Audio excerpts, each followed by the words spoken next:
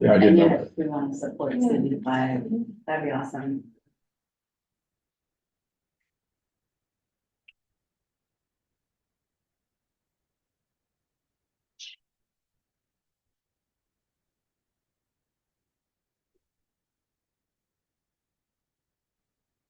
It's so terrible.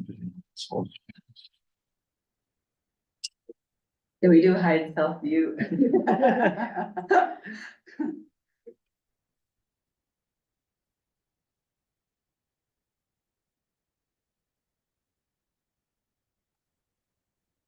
Ready when you are. Are we We're ready. We're ready. All right. Hello, everyone. Welcome to the May 20th, 2024 meeting of the Housing and Homelessness Committee. My name is Rich Mint and I'm the chair of the committee. Tonight, we are joined by Community Coordinator Brian Lafferty. This meeting is called to order at, hey, welcome, at 6:33 PM. As a reminder, New York state law requires all community board members who are not able to attend the meeting in person to have their cameras on and their first and last names displayed from the time the meeting is called to order until the time the meeting is adjourned. Members of the public who are attending virtually, you can raise any questions or comments that you have through the Q&A feature of Zoom. Members of the public who are here in person, you can raise any questions that you have by raising your hand. That includes our chair, Sandy McKee, may raise her hand at any time. If there's time following the committee's discussion or during, if appropriate, we will field questions. We need a volunteer to take minutes tonight. If you are able to take minutes, please let us know. And minutes? I could do minutes. Okay, thank you. Eric will do it. Minutes taking is now easier. I'm about to do minutes in the new format.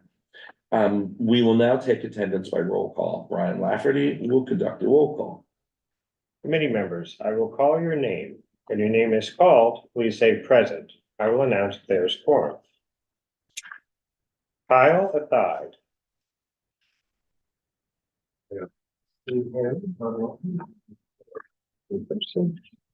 Eric Goldberg. Present. Thank you. Nad Kalani. Present. Thank you.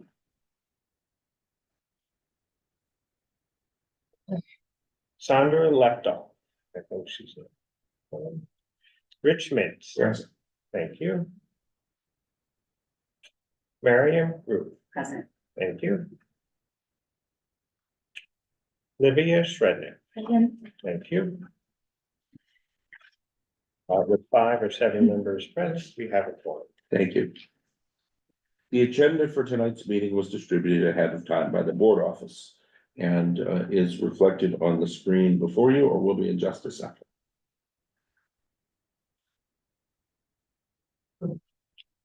I am going to ask for the consent of the group to defer budget requests until next month because we have a meeting conversation about sitting VS. We will touch on item 2, the vacant public housing dwelling units, because it's part of the broader conversation. And there was another item that I was going to bring up in new business, which is that Jim Collins has requested that we address the issue of units being warehoused as vacant and residents in income restricted housing who are over income and don't qualify. And he and I did some prep for that, but he can't make it because he is feeling under the weather, and so we're going to defer that until June. So that's the agenda. Is there any objection to the agenda as I've just described? All right, thank you. The agenda is adopted. The minutes from the April 15th meeting are being reviewed. They will be considered at our next meeting. In order to conduct an efficient meeting, let's observe some ground rules. No one may speak until granted the floor.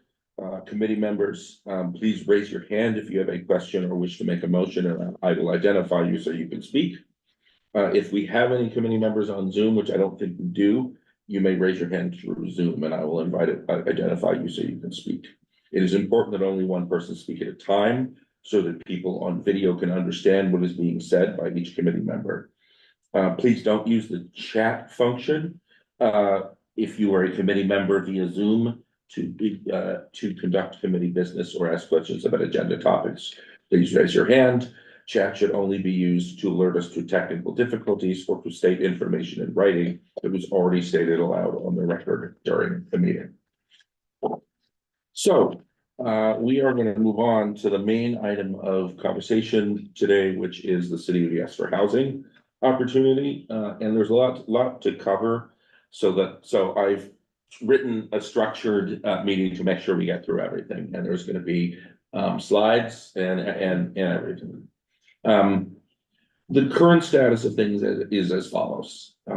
Last week in land use, we had a public hearing in which DCP came and presented the summary of the City of Yes for housing opportunity. In my opinion, they did a very good job. We had 3 presenters. They were responsive to questions, and I'm going to walk through the presentation they made in an express format in a couple of minutes, so you can see what they presented. I would like to note that in the course of their presentation in the Q&A, they responded to, I believe, all of the concerns in our resolution. And I'll talk about what they said when we get to those topics. At the end of that meeting, the Land Use Committee voted unanimously to recommend a favorable position on the plan. And as a reminder, our options are favorable, conditional favorable, neutral, unfavorable, and Conditional unfavorable. conditional unfavorable, conditional unfavorable is the thing. And they tasked Majed and me as the 2 chairs with writing a resolution, which could include concerns or comments or anything, not just the recommendation. That resolution, whatever form it takes, will come to this committee next month at our rescheduled time, which is at the beginning of the month. And assuming that it passes, it will go to full board the same week. What that resolution is depends on us, and that's why I have left some time to walk through and discuss. Majed and I didn't want to do that until this committee had a chance to hear and talk about this. DCP is very open to feedback. I had a follow-up exchange after the meeting with Edith Shu Chen, who is the DCP Manhattan director. She reiterated that. And my understanding from George Janes via Sandy is that they are accepting feedback until mid-July. So we shouldn't be shy about anything that we want to tell them, and they may make refinements. If you personally want to learn more, Brian has displayed the page here. You can find it easily by Googling City of Yes housing opportunities. Comes right up. There are a lot more materials up there than there were 2 or 3 weeks ago. And everyone is welcome to submit your personal feedback to DCP. Our contact, and I will say her name and then read her email address for the record, who I believe is the Manhattan liaison, is Ali Soong. That's Ali, Ally, Soong, Soong, and her email address is asoong@planning.nyc.gov. And as you see on that page, you can also email housingopportunity@planning.nyc.gov, which I think goes to a group. So everyone is welcome and encouraged to submit any personal feedback that they have. So what we're going to do now is first, I'm going to go through some information. We're going to walk through the presentation in an express format, and that'll include a discussion of the responses that DCP made to the questions in our resolution. Second, we're going to have a discussion and see what issues we have that we are concerned about. And we'll talk about some issues that have been raised by others on the board that may not have come up in the first part. Then we are going to vote on whether we want to join land use in a favorable conclusion or recommend conditional favorable or what we want to do. We're not obligated to vote for favorable just because they did. And whatever resolution, whatever we propose be in the resolution, Majed and I will make sure gets in, like we want one resolution to come out at the end of this. And then finally, we'll nail down any specific items that you all want me to bring to Majed to be part of the joint resolution that we write. So I would like to go, if no one has an objection, I would like to go into the presentation, and I promise I'm gonna zoom through this because we know a lot of it.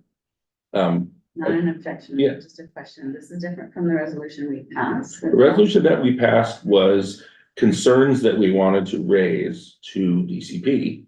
We've now been formally presented with the plan, Oh, and we are asked to weigh in with the official view of the community board, which is favorable, conditional, favorable, unfavorable, and so forth. So this is our opportunity to tell our the borough president and our electeds how the people in this community feel.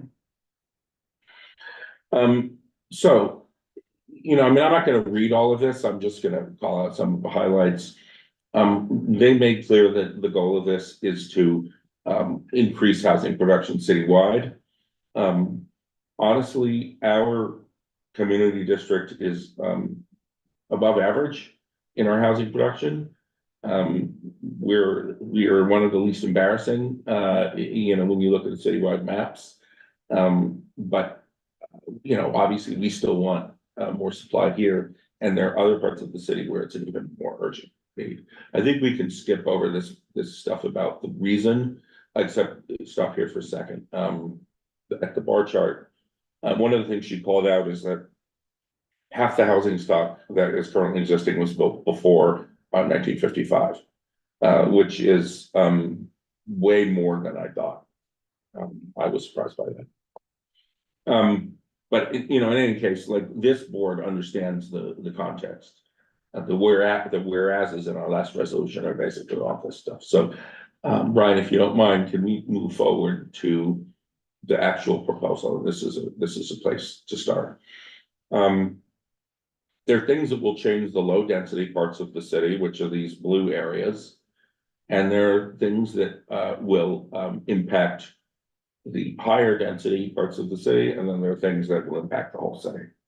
And a lot of the things like town center zoning and transit oriented zoning are not things that will affect our neighborhood, because we're already in a position where those kinds of policies are in place. You know, it'd be great to have more room for more accessory dwelling units, but we're not gonna fit any into our district. So you can go on, Brian, and we'll skim through these low density things. Yeah, you can scroll up one more.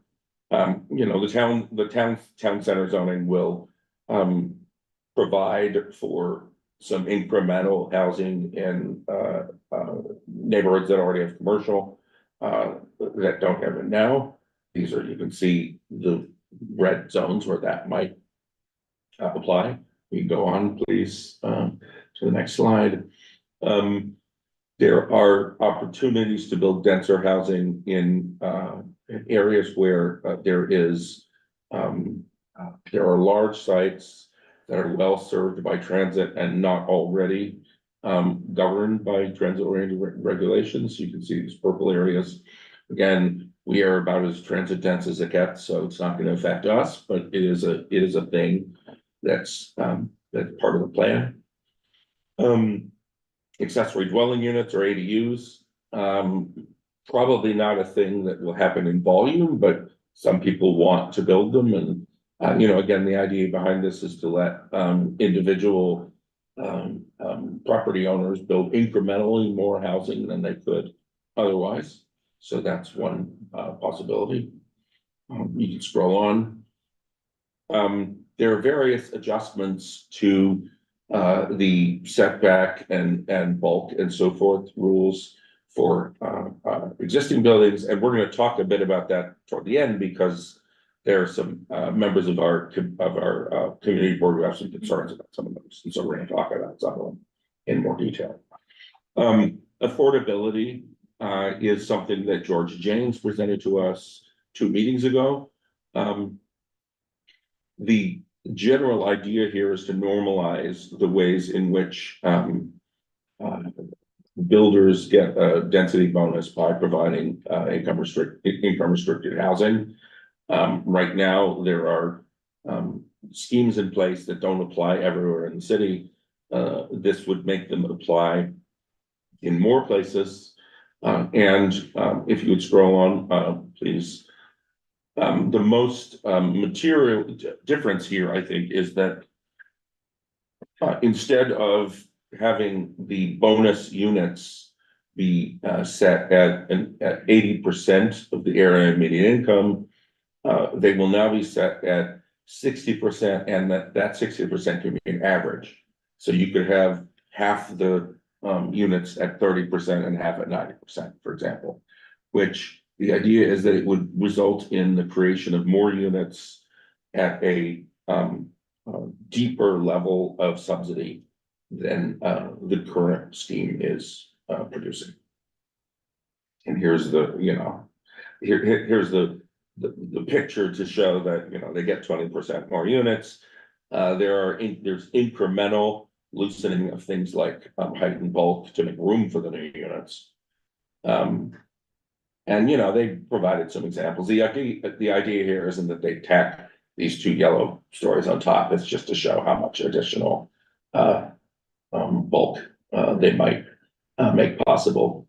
And here, here's an example of an affordable housing building that currently can build 47 units, and with the bonus and the slightly relaxed FAR that affordable and supportive projects will get, instead of 47, they could build 58 units. And as they keep telling us, every unit counts. So Brian, you can go onto the table here. And this is in less dense zones. The idea is that they relax the constraints just a little. They allow a few more feet, typically 2 or maybe 3 stories. Really, I think it's just 2 stories. That allows room for the 20% bonus of units. You can scroll on to the next one, which will show R9 to R12. I think I live in an R10 equivalent. So 10 FAR will go to 12, 150, 210 height will go to 235, which is a floor and a half, I guess. That kind of thing. So you can advance. The idea is that this uniform mechanism for affordability bonuses will replace voluntary inclusionary housing. It will lower the average AMI and provide income averaging. I already said that, so you can go on. Oh, actually, will you scroll back up one? You can see in the map of Manhattan, those blue lines on the right are the avenues. And most of our district looks like is in this zone. That the thick east-west line there looks like it's 40. It's that might 23rd. 23rd and 34th of those 2 horizontal lines, I think. So you can see that these are, a lot of our district is in this zone. All right. And this is worth looking at just for a second, just to look at the numbers. I said that a 60 could be split between 30 and 90 to average to 60.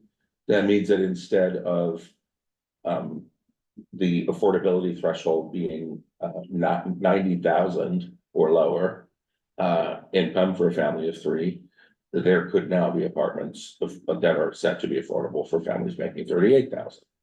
And 38,000 is actually low enough, and that's a 2 bedroom $1,000.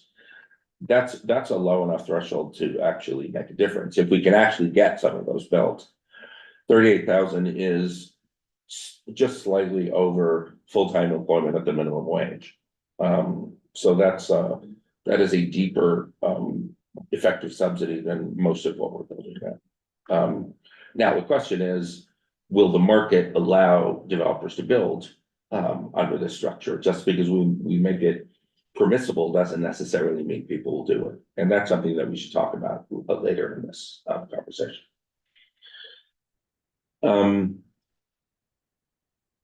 Yeah, I think you can scroll past these details and examples, because we've talked about the general idea. Then here are some of the citywide things.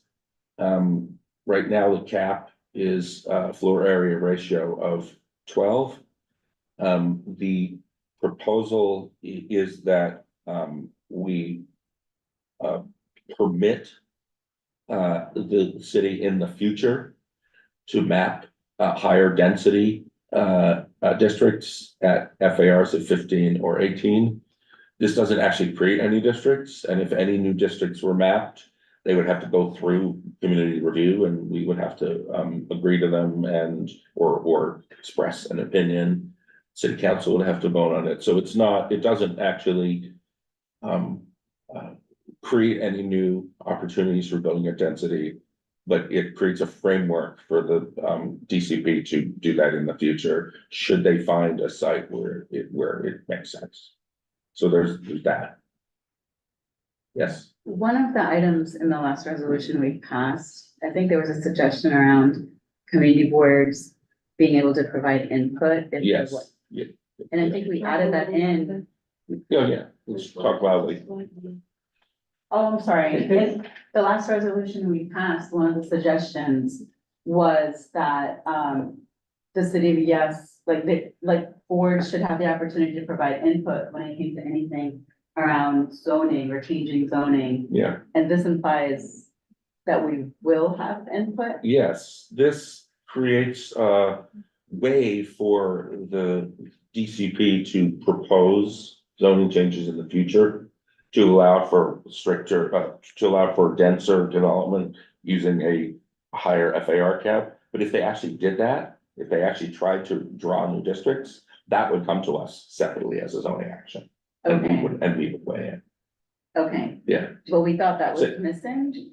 Just to clarify, any rezoning does come to the king. If it's rezoning.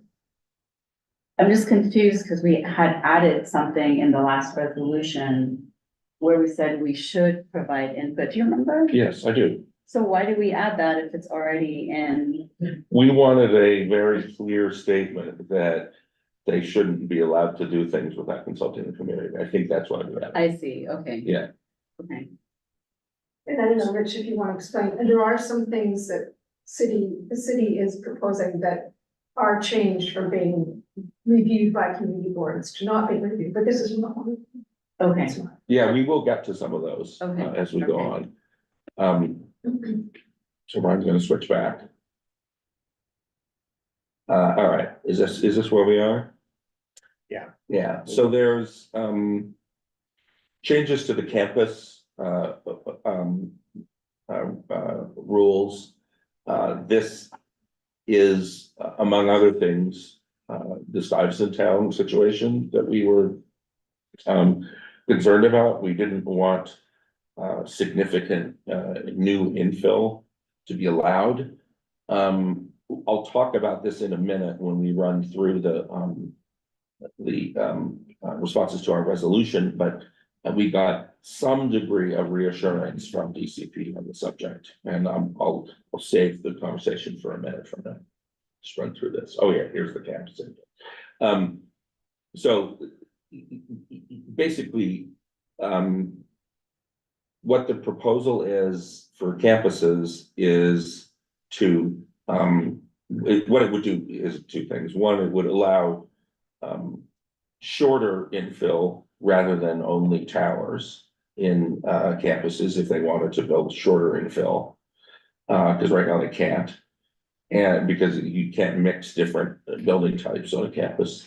And it would allow those shorter buildings to be, closer to the buildings that already exist. So for instance, in Stuyvesant Town, buildings, new infill, if they want to build on Stuyvesant Oval, would have to be, 80 feet, away from the buildings, rather than whatever larger distance it currently has to be. 60. It's 60 currently. Did your resolution address, other than major zoning changes? Did your resolution address the changes within a building, adding a commercial into a residential building?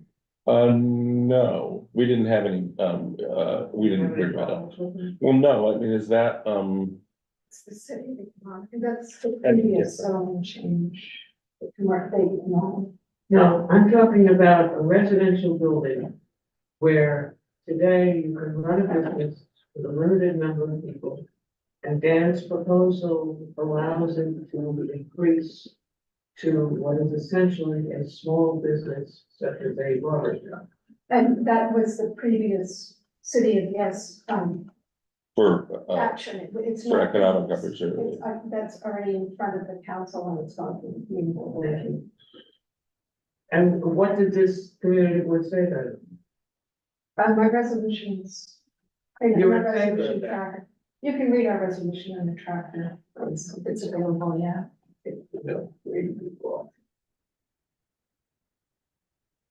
All right, can you switch back? Let me run through.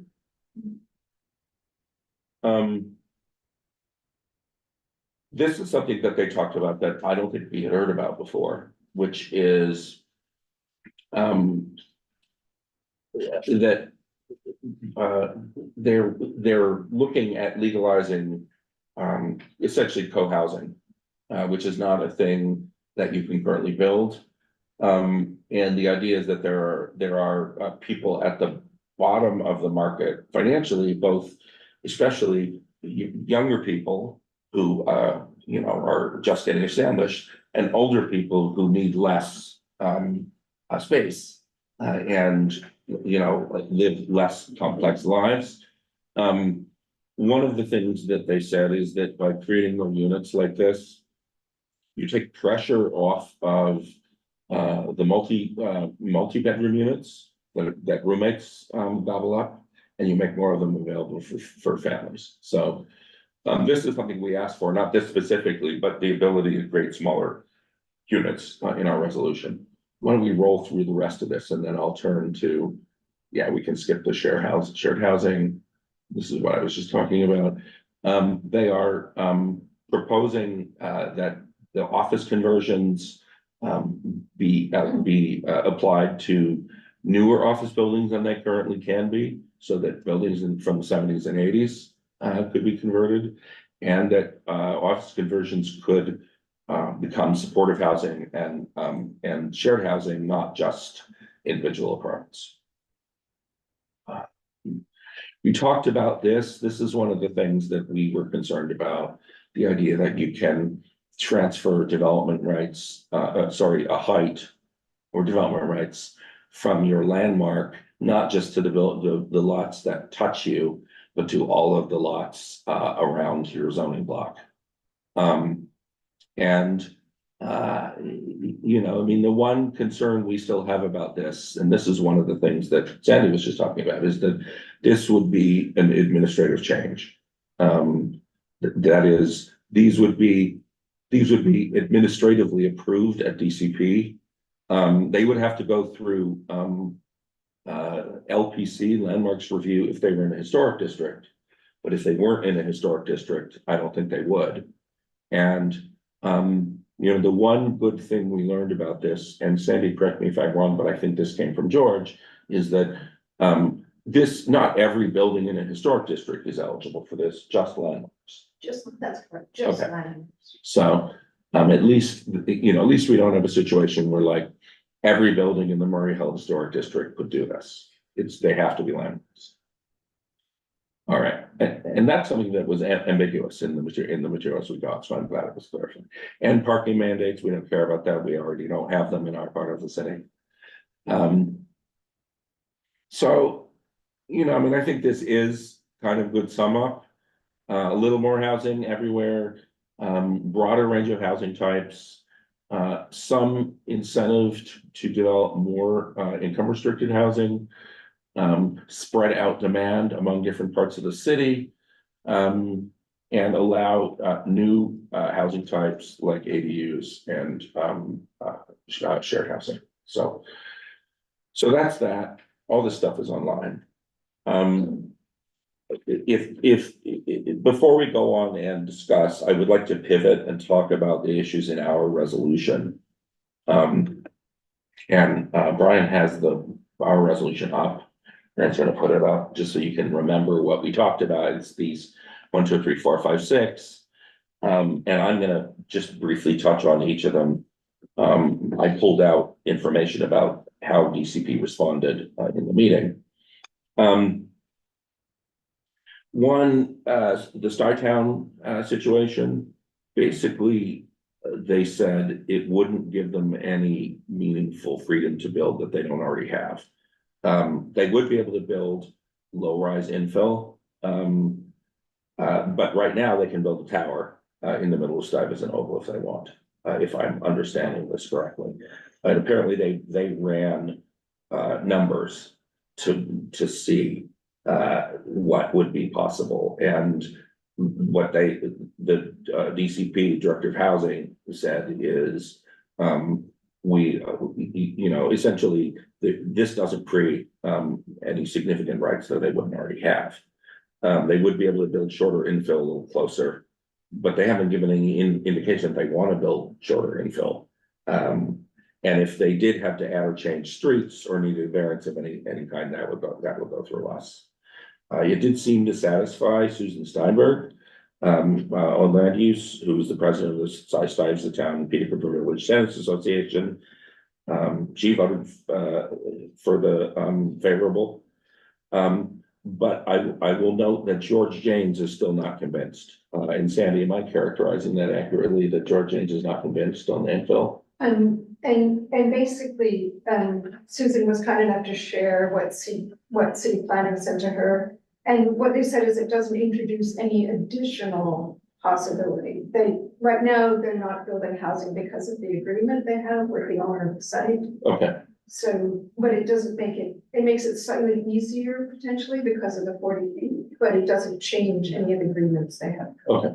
I mean, I assume it's 80 feet because they're taller than 125 feet, right? Well, no, because I don't know if you saw that. And that was one of the things, it's 40 on the campuses.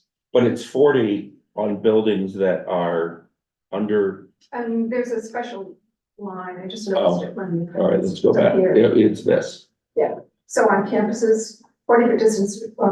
Right, but aren't they over 125? I don't know we got back from, city planning said it would be 40. Okay. I mean, I don't actually know how tall they are. I'm just guessing. I'm not sure.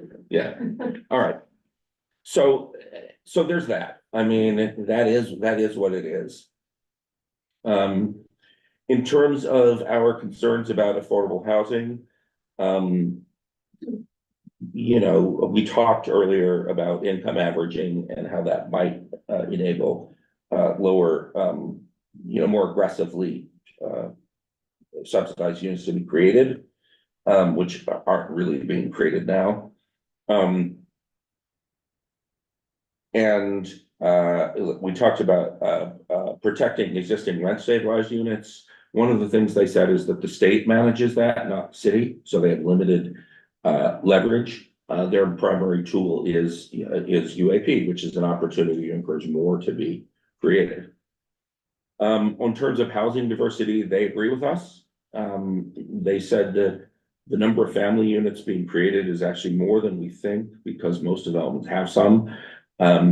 They said twice that the real shortage is in smaller units, not larger units, and as a result of that, we have roommate groups taking up the larger units, and if we create more units that, individuals or smaller households can take up will free up some of those family units. We talked about co-housing as a response to our request for the ability of smaller units. And we talked about landmark transfer rights just now. As Sandy was just saying, that those landmark transfers are administrative. That's a floating FAR in here. They wouldn't come to us, and I don't know how much concern we have about that. I don't know if we need to be worried. I mean, I will just say, since I have the talking stick, which I'm about to give up, like I personally, I'm not concerned about these things, but I know there are people who are concerned about them, and I want to make sure that it's on the table as something for us to discuss. The remaining thing that I want to talk about briefly before we open it up to discussion is the concerns that some of the concerns that have been raised by George Janes and others. And this is the other document, Brian. That notes document. I don't know if you can make that bigger. These are some of the things that George Janes and Sandy and others have pulled out of the micro text of the zoning resolution that are too small to have made it into the presentation, but are also things that we want to be aware of. And part of the concern is that, you know, there are other things, because it's such a, you know, mishmash of micro changes. And these are all the kinds of incremental changes that will make room for a few more units, but do have impact on the quality of life and the flavor of a neighborhood potentially. Rear setbacks coming down by 10 feet. The size of courts for legal windows, Sandy, I assume what that is light wells? Is that what that means? Or just, you know, some buildings are H-shaped. Yeah, So yes. Yeah. It's not, it's bigger than a light well, it's a, you know. yeah, so it's, you know, your window, if it doesn't look out on the street or a tree, if it looks out on another building, right now, it has to look out on a space of at least 1,200 square feet, and that would be reduced to 800. For shorter buildings, a lot of these rules are different for taller buildings. Side yard minimums coming down from 8 feet to 5 feet. Minimum distance on the same lot from 60 feet to 40 feet, which we talked about in the context of Stuyvesant Town. Maximum lot coverage coming up a little in certain circumstances. Legal window space, I assume that's the space between your window and the next building. So that's what the 60 feet used to be, you needed 30 feet. Okay. On that side. Oh, I see, right, because it's 20 feet on the side. Yeah. Okay. Like residential open space optional, I didn't know it wasn't, but. And remove yard requirements from large lots and through lot statutory, things like that. So, I mean, you know, these things do add up. And so, you know, it's the balancing of these things against the new units. That's the, you know, that's the conversation that we have to have. I'm now gonna stop talking. And I'm gonna ask if there are any members of the committee that have things about this that they would like to discuss or are concerned about, or excited about, or. Hey, Rich, Yeah, I have an item just around the housing diversity piece. yeah, I guess just the concern continues to be that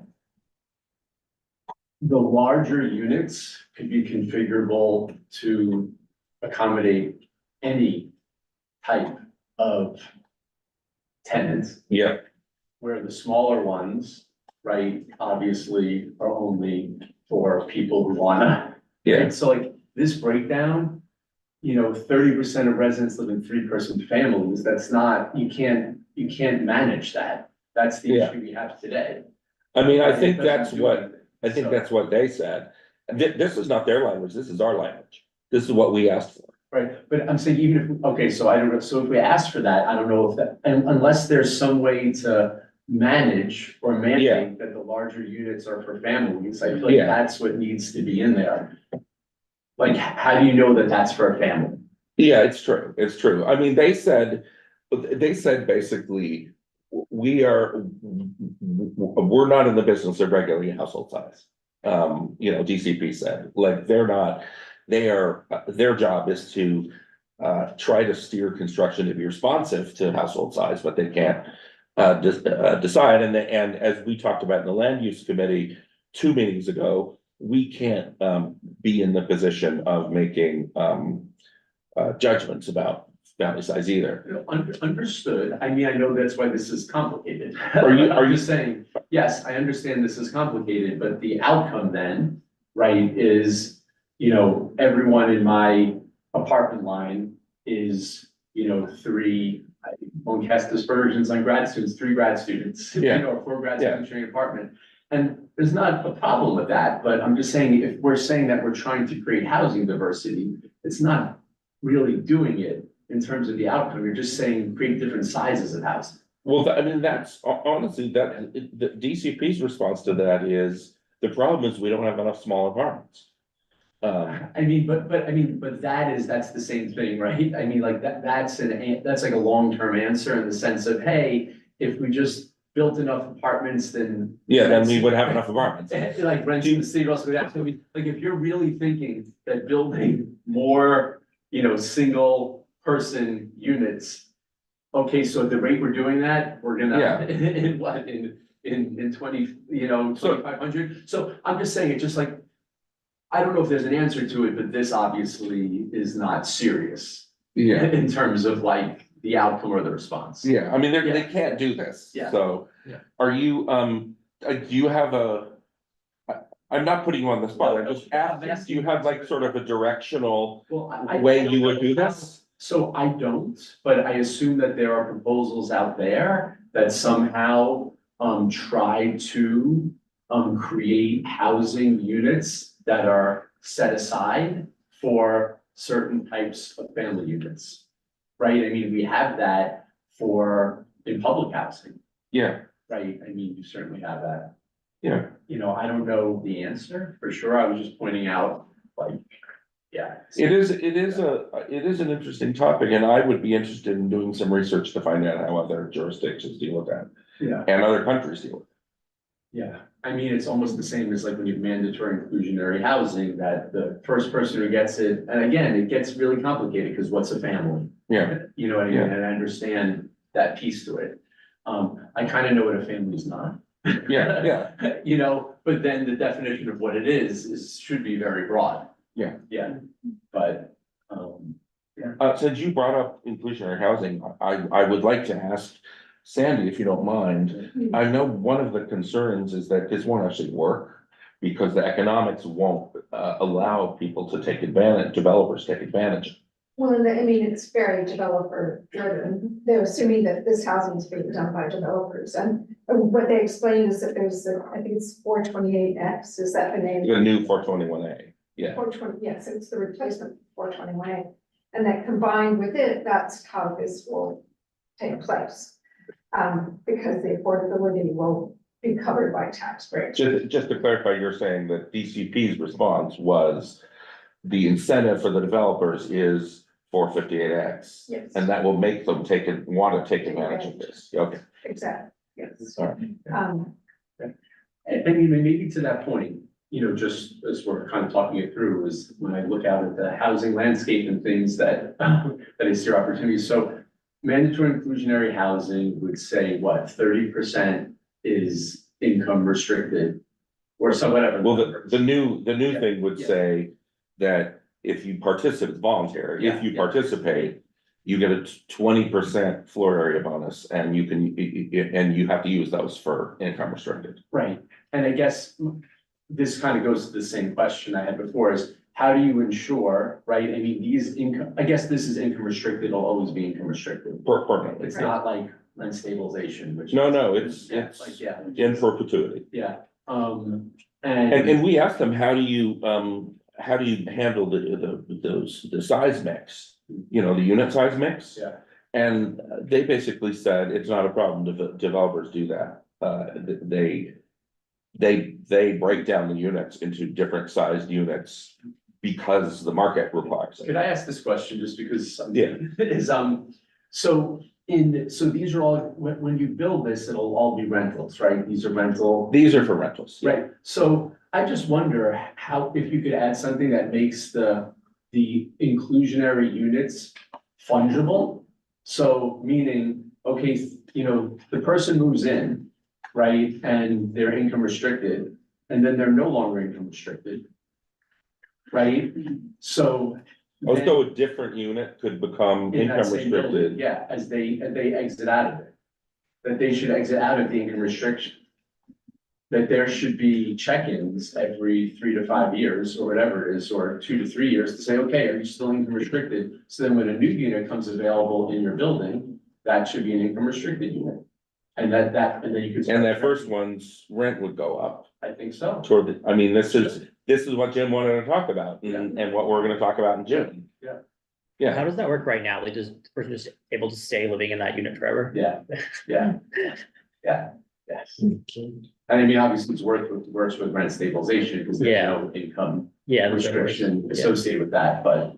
I mean, the reality is the overwhelming majority of people who are in income restricted housing never see their income rise enough to rise out of it. And, you know, again, for this conversation that we postponed, the research that I did, it's like they found 250 households in New York City in an audit that are whose incomes were too high.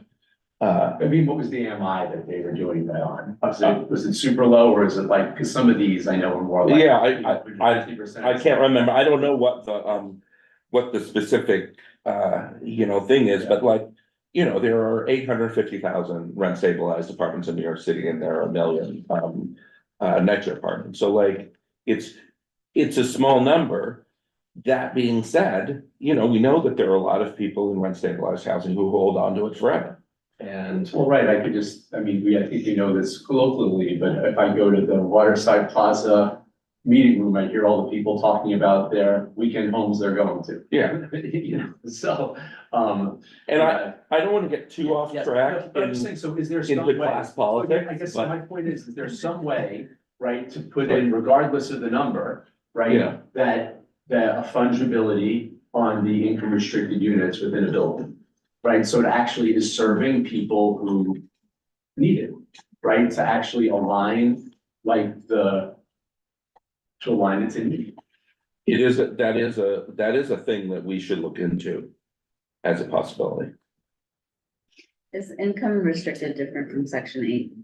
Yeah, yes, it is different from section 8. Section 8 gets you a federal subsidy that pays part of your market rent.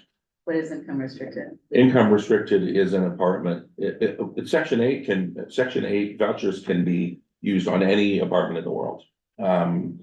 Income restricted housing, you personally have to qualify for that apartment in order to get the apartment based on your income. And, Oh, is it like the housing lottery? yes, Yeah, Okay. and I was saying, sorry, I mean, not No, to, go my ahead. understanding is that the unit itself is income restricted. the unit is. So section 8 is you qualify for a voucher that you could take anywhere you go. Yeah. Right, so that is I see, flexible. I see. So Yeah. that the need is associated with the individual. And with an income restricted unit, that unit is income restricted. And at the initial lease, the person going into it should align and it should be income restricted. Yeah. The person has the lease requirements, but after that, that's it. Okay, Once you're in, you're in. The Yeah. unit is income restricted. Yeah. With that. What else should we talk about? I mean, on the landmark Yeah. transfer thing, I think we should talk about, I'm kind of okay with what's going on there. I feel like to your point, like, it's not the whole historic district. And like, I kind of think moving the approval out is fine because it's just for the landmarks, and I think it just expedites the process. But I know you wanted to talk about it. I just think like I'm broadly okay with that. Yeah, I mean, you know, there are two things that I would say. One is, they said that the real value of this is outside of Manhattan, Yeah, where, you know, you have churches that can't repair the roof. And if they build housing on the parking lot or, either empty lot across the street, they get money to repair the roof. That said, you know, I mean, there is concern that we will end up with office buildings or residential towers in Manhattan that are higher than they otherwise would be because of transfer of landmark rights from, you know, 2 blocks away.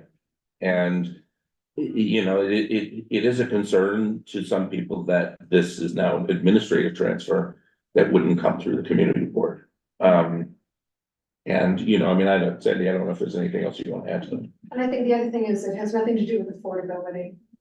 That's So true. what they're building will be market rate luxury Right. housing that's very tall. So that's, you know, if you're going to do it, maybe we could get something else from it besides just a tall building.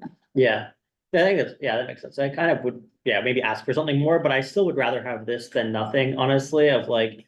It just adds more supply in a way that like at least lets the landmarks like repair their roofs and stuff. So I think it's worth maybe we ask for, you know, some part of that has to be affordable, Yeah. but it's not like a hill I would want to die on, I think. Just for clarification, and Sandy, you probably know the answer to this. Transfer development rights could go to any use type, right? Yeah, it was, You could give it to an office or to a housing. right. Okay. Is there a threat of people building more offices though? Is this like seriously? I mean, honestly, I would not have thought so, except apparently our class A market is on fire and we still have like towers pending in Times Square and Penn Station that might happen. Sandy, you know more about this than me. Well, there's actually one that's adjacent to Grand Central that's probably gonna go ahead, but they have transfer rights through the East Midtown. That's a, anyways, the East Midtown district. The special zoning Special area, yeah. district, they can buy transfer rights from Grand Central. It's huge. It's a huge tower. They came to us last year. for that.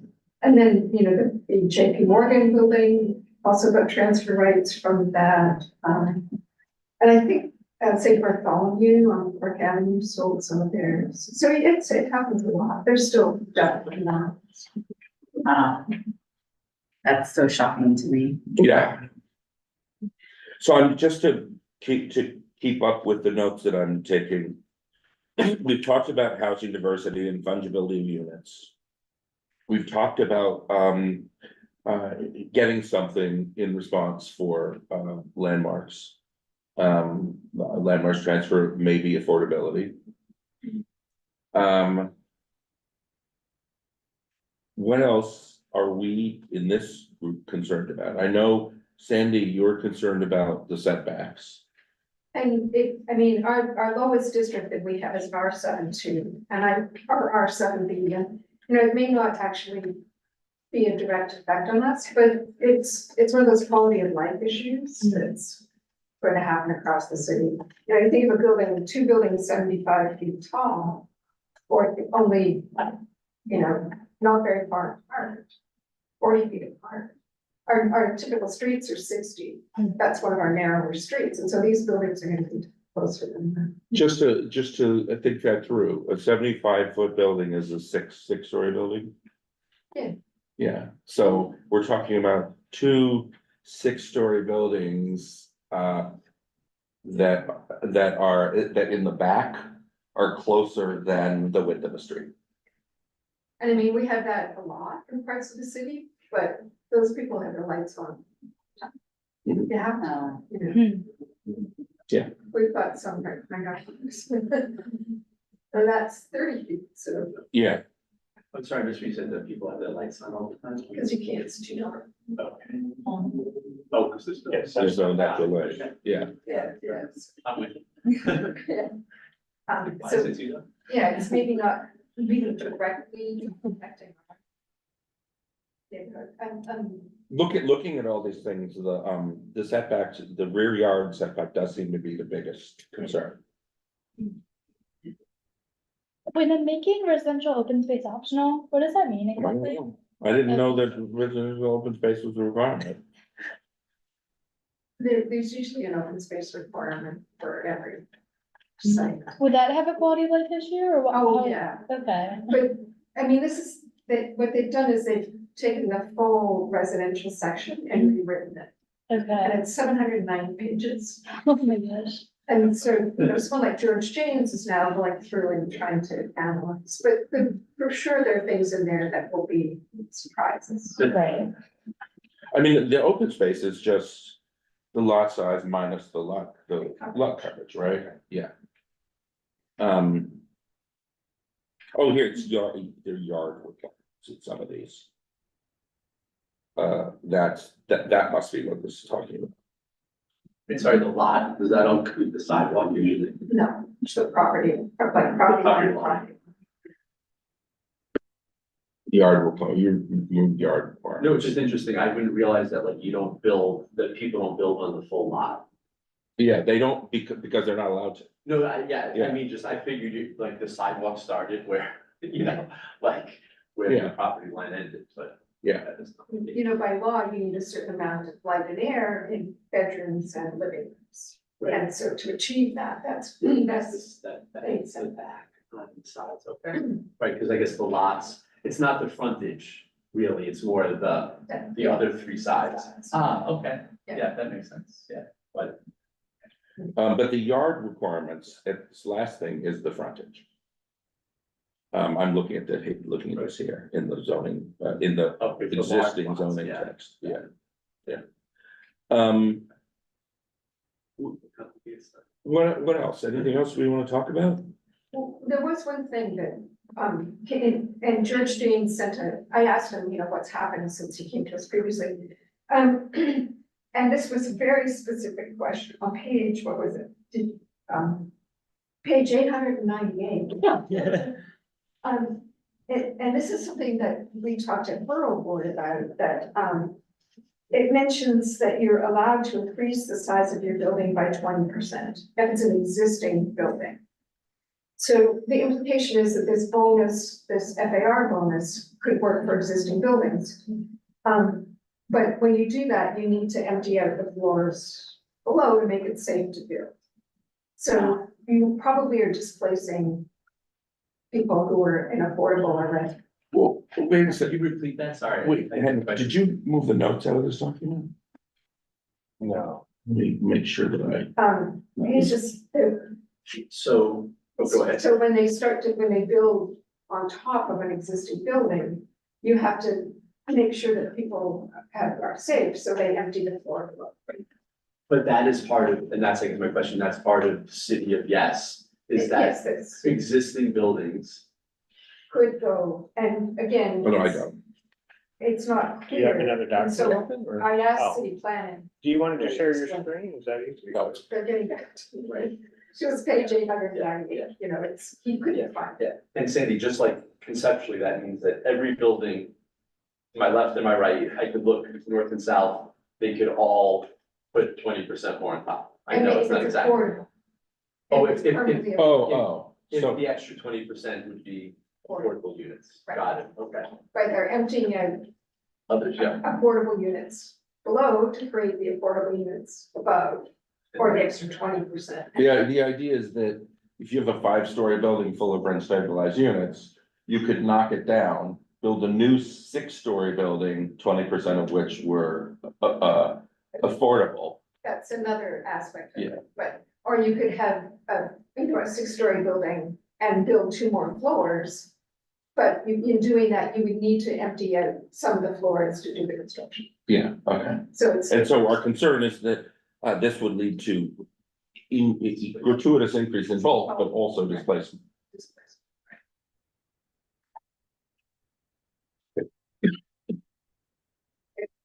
Side effect that could happen. Yeah, no, it's interesting because I wasn't thinking about what you said, Rich, that people might be incentivized to actually tear the building down. I mean, as much as I am in favor of increasing supply, I do acknowledge that people are rapacious and greedy and will. Yes. Yes. Because the affordable unit part, it just sounds like hopefully they will do this, yeah, you know, and that just to me isn't really comforting. which was our initial concern way back when we first Yeah, heard about this. and I feel like it hasn't really been addressed. Yeah, I People mean, will be generous, hopefully. the DCP said, look, we were working very closely with the state legislature to make sure that the 421A replacement happened in the budget.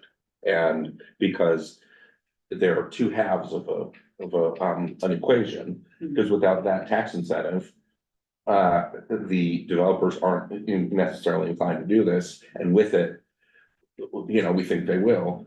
But as we keep saying in various topics, and you have said, you know, a lot of these are just, look, here's some more ways you can build bigger and more, with no requirement that there be an affordable component like in the landmark thing. Yeah. So, you know, I mean, maybe one of the things that we want to do is ask for that. Sandy, are there any other specific issues that you wanted to bring up while we're talking about? Well, those are the ones that George James presented. At Borough Board, one of the boards was saying that, you know, one of the outcomes of this is that a church could sell their property, they would rebuild the church, and then put housing with it. And that now with the new OCM law, you could actually have a cannabis store in the same building as a church. Wait, you could? Yeah, because it's residential, because it's no longer a single use. Oh, And they were quite concerned by that. I'm not so much. but- honestly, yeah, you know, So that was one concern, and I guess at Borough Board too, same kind of thing, there doesn't seem to be a lot of incentives for people to actually build affordable housing, it's more available. so it sounds like you're saying if we might not get as much affordable housing as we want out of it, even if we get more housing. units. And the way that city planning expressed it at the meeting was more all new housing is good. It's better to have more housing than less, and it's sort of the trickle down theory. Yeah, filtering. I mean, we are like 500,000 units short. You know, I mean, if this results in 50,000 units more than the market would otherwise provide, that is 50,000 more units. That said, you know, as we're gonna talk about next month, there are questions about, are we using all the units that we could be using of the units that already exist? And one way to do that is to make sure that units aren't warehoused. One way is to make sure that people who are qualified, not qualified for income restricted housing, that there's some process for making sure they don't keep it forever. Or at least that's possibly a thing that could be done. One is the fungibility that Eric talks about, like there are various ways we could deal with those things. All right, so I mean, in order to proceed, what I would like this committee to do is, I mean, the simplest thing to do, if it is the sense of the committee to do so, would be for us to vote to endorse the idea of favorable disposition, so that the resolution that I'm already going to be helping with Jed write for land use is also a resolution that we can endorse, and that would include the specific requests that we've talked about here. The alternative is for us to say that we're not willing to do that, but we are willing to say favorable, conditional favorable, and make these formal conditions of our approval. And as the chair of the committee, it is not my decision to decide which, if any of those motions is made. It was great, can you? It's favorable. It's a nuanced distinction. Option one is to say we are favorable to this package, and we make the following requests for improvements or modifications. No, that, The other one is we are conditionally, favorable. Provided that the following changes are made. Okay. And then, And then we're neutral and unfavorable. But it seems pretty clear that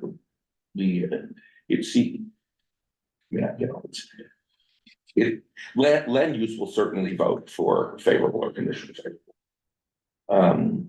Since they've already said favorable. So you're waiting for someone to. I mean, I can't make a motion because I'm the Okay. chair. I move to, what am I supposed to move? Either favorable or conditional favorable. Favorable, well, I guess favorable. Favorable. Well, it's either you're favorable or conditionally favorable. You have to pick one. And Favorable. either way, Yeah. either way, all of the things that we Yeah, I know. talked about, I'm gonna take to reject. Yes, I think you just moved to vote for favorable. Yeah. yes, that was what I was trying to say. So you moved to vote for favorable. Yes. Do we have a second? Okay. Well, Brian, you know what to do. Sure. So we'll now take a vote on a motion of favorable resolution to the city of Yes for housing opportunity. What is it actually called? Is it a favorable recommendation? There's an official document that we file with the city. And, I'm just curious, it's not, yeah, if I did that, I'm down to battery power 8%. well, it's ours, you don't have to do it. on my phone. Do you have it, what we've done for previous ones? It's in, I can find it in, Yeah. you know, I'll see if I can find it. Airtable. In any case, you can proceed. Okay, when your name is called, please answer in favor, oppose, abstain, or not entitled. I'll conduct the vote by roll call and declare the results of the vote. Eric Goldberg, In favor. thank you. Nat Kalani, In favor. thank you. Rich Mintz, In favor. thank you. Marion Rue, Opposed. thank you. Livia Shredneck, In favor. thank you. And Sandra and Tyler with us this evening. So with 4 in favor, 1 opposed, 0 abstaining, and 0 abstaining because are not entitled, the motion passes. Okay. If anyone has other things that come to mind that you would like included, get them to me in the next few days, because I probably won't get to this with Jen for a few days. And Sandy, that goes for you too. If you think of other things, or George comes back with something. Right, and if they let me know, if city planning said they would give me clarification. Okay. Okay. All right. Well, that's that topic. The only other thing that I want to mention that was on our agenda is there's legislation pending in the city council that will require NYCHA to report on how many units are vacant, I believe on a monthly basis, as a way of tracking their progress against the enormous backlog of maintenance requests and disorganization that's keeping units occupied. It's yearly. I looked at it very. Oh, is it yearly? I mean, I looked at it very quickly earlier. Oh, there's the word annual. Yes, yes. This I think it's probably good. I don't have a super strong opinion about it. If someone here wants us to endorse it, we could write a resolution. If we don't think it rises to that level of importance, we don't have to, we can just keep our eye on it. So I guess right now, they don't have to report available unit. That's right. And there was a lot of drama in the press, a few months ago when it was discovered that there were a large number of units sitting vacant because the operations are a mess over there. And it has 29 sponsors right now. If it has 37, then it would overcome veto. So 37.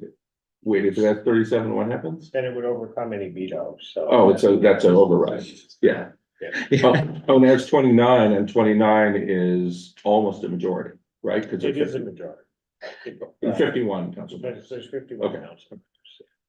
All right, just eyeballing it, do all of our, council members support it? Carleen or Julie Menon, Keep powers. Keith Powers is there, is that everybody? Those are the three. Yeah. All right, well, they don't need anything from us. Yeah. So, I guess I don't have to do anything. Yeah. All right, that is the end of our agenda unless anyone has any older new business that they would like to raise at this time. Hearing none, if there is no objection, I will adjourn the meeting. Thank you. Consider the meeting adjourned at 7:44 PM. Thank you, everyone, for a very substantive discussion. I'm really. No, you got it right, you got it right. Sandy, thank you for, being our, like, voice of expertise. Well, both of you. Yeah, but I mean, Sandy is not only a professional in this area, but is the one on our board, and dealing with George James, so. We can, I mean, George is going to do a series of studies next about what this, specifically means, like the current zoning and the new zoning. So we can take a look. Are we off, by the way? Yeah. Which will be